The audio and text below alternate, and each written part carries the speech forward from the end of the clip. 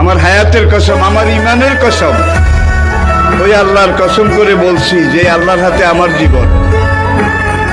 বর্তমান ফিলিস্তিনের যুদ্ধ শেষ হবে, ইমাম মাহাদি এসে যাবে। ইমাম মাহাদি আসার 9 বছর পরে, ইমাম মাহাদি আসার 9 বছর পরে ঈসা আলাইহিস সালাম আসবেন। আর ইমাম মাহাদি আসার পরে 9 বছর এটার মধ্যে দাজ্জাল তার আবির্ভাব ঘটবে। এমন সময় আমি আপনাদের সাথে কথা বলছি, হাদিসের ভাষ্য অনুযায়ী মনে করেন দাজ্জাল আপনার বাড়ির দরজায় এসে দাঁড়িয়েছে। এমন সময় আমি আপনাদের সামনে কথাগুলো বলছি, যেই সময় মনে করেন ইমাম মাহাদি আপনার ঘরের সামনে এসে দুয়ারের কড়া নাড়তেছে।